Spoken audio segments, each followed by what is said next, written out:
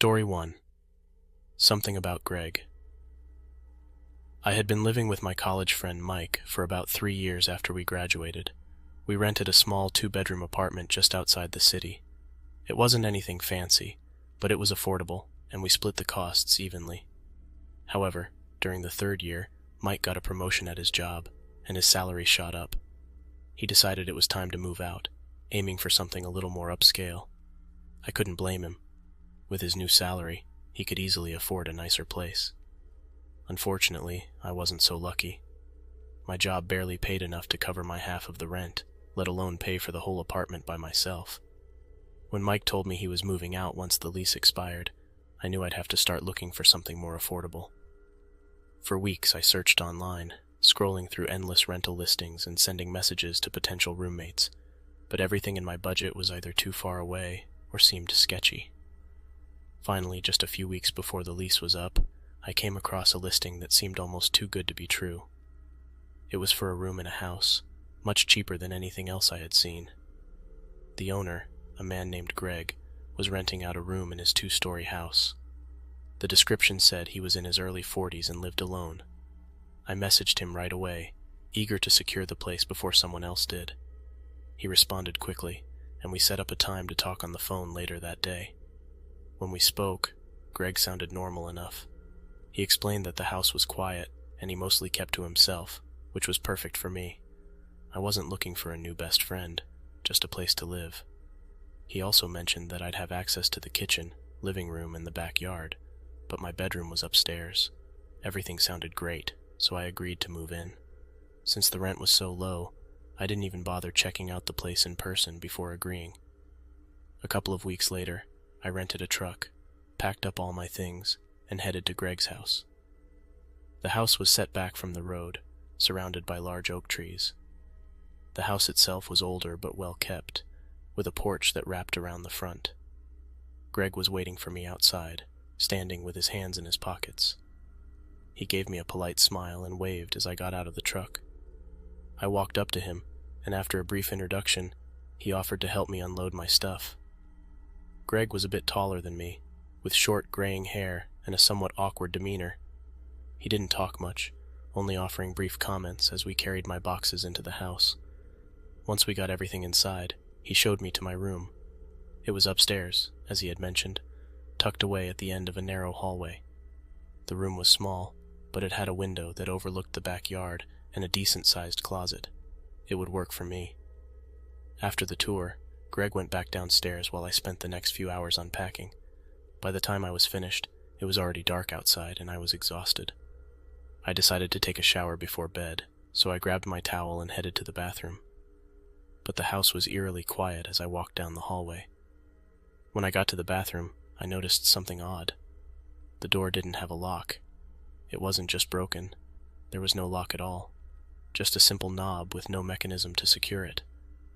I shrugged it off, figuring that maybe Greg didn't bother with it since he lived alone for so long. Still, it made me feel a little uneasy. After my shower, I went straight to bed, too tired to worry about something as small as a missing lock. I was woken up sometime in the middle of the night by the sound of footsteps in the hallway. I listened for a moment, assuming it was just Greg moving around. After a few seconds, the footsteps stopped, and everything went silent again. I rolled over and tried to go back to sleep, but I couldn't shake the feeling that something wasn't right. The next day, I mentioned the missing lock to Greg during breakfast. He seemed surprised, like he hadn't even noticed. "Oh, I guess I never thought about it," he said, scratching the back of his neck. "I can take a look at it later if it bothers you." I told him it wasn't a big deal, and that I just found it strange. He nodded, then quickly changed the subject, asking how I was settling in. The rest of the day passed without incident, and by the time evening rolled around, I had almost forgotten about the whole thing. That night, I was lying in bed, half asleep, when I heard the footsteps again. This time, they were slower, more deliberate, like someone was carefully walking down the hall. I tensed up, staring at the door. The footsteps stopped right outside my room. My heart started pounding in my chest. I listened, waiting for some kind of sound, but there was only silence. Then, after what felt like an eternity, I heard a soft click. Someone had locked the door. I shot up in bed, my pulse racing. I jumped out of bed and rushed to the door, grabbing the handle and yanking it. It wouldn't move. The door was locked from the outside. Panic surged through me as I pounded on the door, calling out to Greg. "Hey, Greg, open the door!" There was no answer. I stood there, my hand still gripping the doorknob, my mind racing. What was going on? Why would he lock me in? After a few minutes, I heard footsteps again, followed by the sound of the lock turning. I threw the door open and stormed into the hallway, but Greg was already gone, his bedroom door closed. I didn't sleep that night. I sat on the edge of my bed, watching the door, listening for any sound. Every creak of the house made my skin crawl. The next morning, I packed my things. I didn't care that I hadn't even been there for 2 days. There was no way I was staying in that house another night.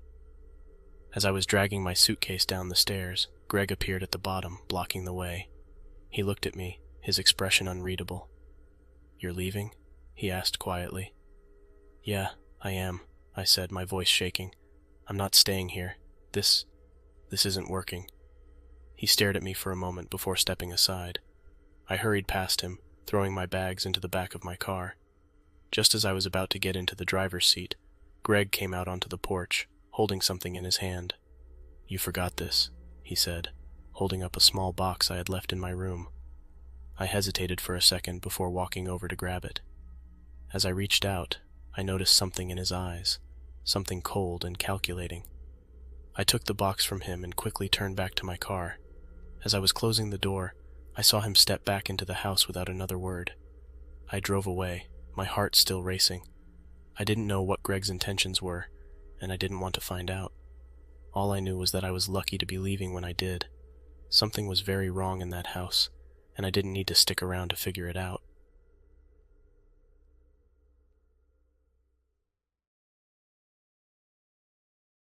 Story 2. A stranger comes at night. Last winter, my girlfriend and I moved into a cozy little cabin nestled in the mountains. It was exactly the kind of place we'd been dreaming of, small but charming, with a fireplace, wood-paneled walls, and large windows that overlooked a beautiful snow-covered valley. We'd always wanted to live somewhere quieter, and this seemed like the perfect place. The cabin sat at the end of a winding dirt road, with our closest neighbors being about a half-mile down the way. It felt remote, but not so isolated that we were cut off from everything. One of the things I loved most about the property was the forest surrounding the cabin. Tall pines stretched up toward the sky, and the woods were dense, almost like a wall around the clearing where the cabin stood. It gave me a sense of privacy, of being tucked away from the world. Plus, we'd occasionally catch sight of wildlife, deer or rabbits, but nothing more dangerous than that. The first few days in the cabin were peaceful. We spent our time unpacking, organizing the house, and settling in. There was a lot to do, but the slow pace of life up there made everything feel relaxed. At night, the wind would whistle through the trees, and the fireplace would crackle softly, keeping us warm. But on the fourth night, something strange happened. It was around midnight, and it was snowing outside. I was in the kitchen getting a drink while my girlfriend was already in bed. I wasn't paying much attention to anything really, but then something strange came over me. At first, I thought it was nothing, but then I felt it again. It was an uneasy feeling that I just couldn't shake. I glanced toward the large window facing the front yard, my eyes scanning the darkness beyond the glass. The moonlight reflecting off the snow gave just enough light to see, but everything looked still. I figured it was probably nothing, so I tried to finish up my drink, but then I saw movement. A figure slowly emerged from the tree line, walking in our direction. At first I thought it might be a neighbor, someone from down the road coming to check in or maybe needing help. But as the figure got closer, I could tell it wasn't someone I recognized. It was a man, dressed in a heavy dark coat with the hood pulled up, obscuring his face. He moved slowly, deliberately, and stopped just at the edge of the clearing in front of the house, standing still as he stared at the cabin. He didn't wave or call out. He just stood there, motionless, watching. I felt a knot tighten in my stomach. Something about the way he was standing there in the snow, so still and silent, sent a shiver up my spine. I moved closer to the window, trying to get a better look. I couldn't make out his face in the dim light, but I could tell that he was staring directly at me through the window. I froze for a moment, unsure of what to do. My first thought was to wake my girlfriend, but I didn't want to scare her unless it was necessary. Instead, I grabbed the flashlight from the shelf by the door and stepped outside onto the porch. The cold hit me immediately, sharp and biting, but my focus was on the man standing about 50 feet away. "Hey!" I called out, trying to sound more confident than I felt. "Can I help you with something?" The man didn't respond. He didn't even flinch. He just kept staring. I took a step closer, my flashlight beam cutting through the darkness. "This is private property," I said, raising my voice a bit. "You need to leave." For a few long seconds the man remained still, his face still hidden under the hood. Then, without a word, he turned and walked back into the woods. The whole encounter had lasted less than a minute, but it left me rattled. I stayed on the porch for a while, watching as he retreated, until finally all was quiet again. I went back inside, locking the door behind me. I debated whether or not to tell my girlfriend, but in the end, I decided against it. At the time, I felt there was no need to worry her over it. Maybe he was just a lost hiker or someone from town who had wandered too far up the mountain. Still, I couldn't shake the eerie feeling that had settled over me. The next day passed without incident, and I began to convince myself that the whole thing had been a misunderstanding. But that night, the man returned. I was in the kitchen again, this time washing dishes after dinner, when I took a quick glance towards the woods. I couldn't believe it. I rushed to the window, my heart racing, and sure enough, there he was, the same man, standing at the edge of the clearing, watching the cabin. This time I didn't wait. I ran to the bedroom and alerted my girlfriend. "There's someone outside," I said, trying to keep my voice calm. She looked at me, confusion in her eyes. "What do you mean?" "I don't know who it is," I said, "but he's just standing there. Come see." She followed me to the living room, and when she saw the man through the window, she gasped. "What does he want?" "I don't know," I said, "but I'm going to find out." I grabbed my flashlight again and headed for the door, but before I could step outside, the man turned and vanished into the woods just like the night before. It was as if he had been waiting for me to come outside, only to disappear the moment I did. This time, I was more on edge. I couldn't shake the feeling that we were being watched, even when the man wasn't visible. I didn't sleep much that night, constantly checking the windows and listening for any sounds outside. The following morning, I went outside to investigate. I wanted to see if there were any tracks leading from the woods to our cabin. Sure enough, there were deep, fresh footprints in the snow, leading right up to the edge of the clearing. In my mind, I believed the man had been coming to our cabin for several nights before I had even noticed. I decided to call the local sheriff's office and report the strange behavior. The deputy who answered was polite but seemed unconcerned. He said it was probably someone from town, maybe a drifter passing through, but assured me they would send a patrol car to check the area. That night I kept the curtains drawn and stayed on high alert. We didn't see anything, but I knew the man was still out there. He had to be. When I woke up the next morning and went outside, I found something that terrified me. Our back door had been tampered with. There were scratch marks along the lock, like someone had tried to pry it open. I didn't wait any longer. We packed up our things that morning and decided to stay with friends in town for a few days until we could figure out what to do. By the time the sheriff arrived that afternoon to check on the cabin, the man was gone. No sign of him in the woods, no footprints, nothing. We never saw him again after that. Unfortunately, we never really felt comfortable in that cabin, so far away from everything and everyone. So eventually we sold it to a young couple who didn't seem bothered by the story we told them. To this day, I still wonder who that man was and what he wanted.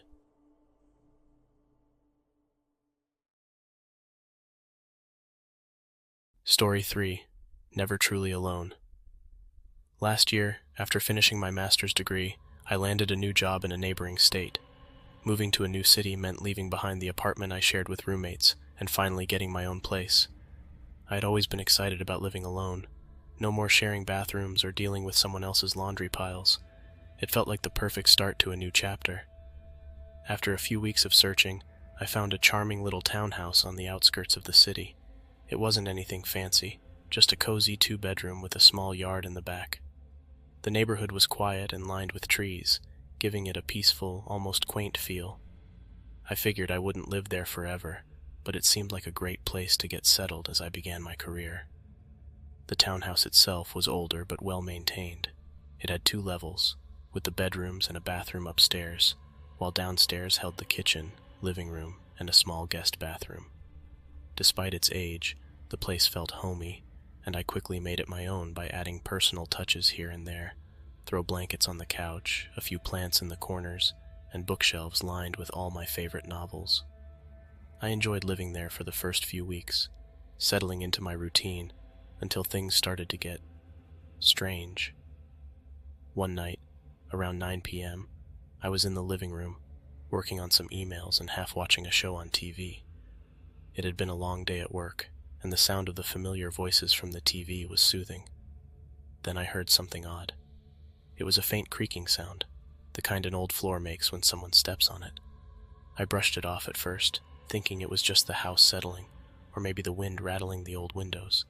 But then it happened again, this time louder. It was coming from upstairs. The townhouse's second floor had wooden floors that creaked when you walked on them, and it wasn't uncommon for the sound to carry downstairs. What was uncommon, however, was the fact that I was home alone. No one else had a key, and I hadn't heard anyone come in through the front door. I paused the TV and sat completely still, listening. Sure enough, I heard slow, deliberate footsteps moving across the floor upstairs. They seemed to be heading toward my bedroom. My heart started racing.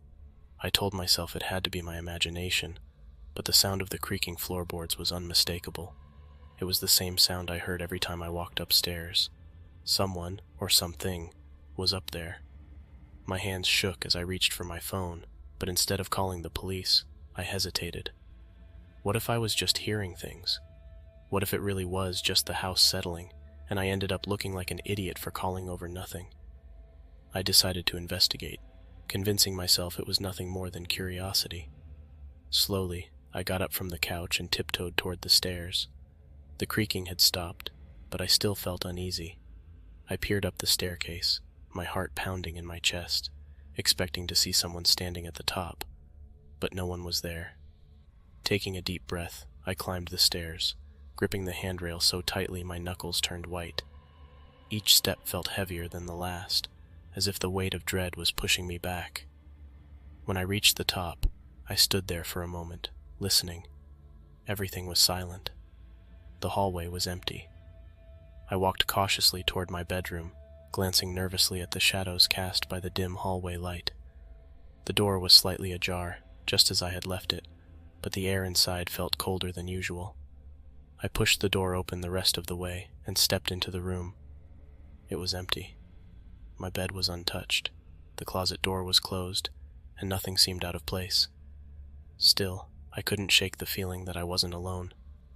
After checking the bathroom and the spare room, both of which were also empty, I finally started to relax. Maybe I had imagined the whole thing after all. Feeling a bit foolish, I headed back downstairs, chalking it up to a combination of exhaustion and the old house's quirks. For a few days, nothing else happened, and I managed to forget about the incident, until one night, about a week later. It was nearly midnight, and I had been out with some coworkers for dinner. By the time I got home, I was exhausted and ready to crash. I unlocked the front door, stepped inside, and immediately froze. Something felt wrong. The air in the house was heavy, like it was pressing down on me. I couldn't put my finger on it, but everything felt off. I walked into the living room, and that's when I noticed it. The door to the backyard was open, just a crack, but enough to set off alarm bells in my head. I never left that door unlocked, let alone open. A wave of panic washed over me. Had someone broken in? There was no sign of forced entry, but I couldn't shake the uneasy feeling that someone had been, or still was, inside my house. I turned on every light downstairs and searched every nook and cranny, but I didn't find anything out of place. The backyard was quiet and empty. Eventually, I convinced myself that maybe I hadn't pulled the door completely shut when I left earlier.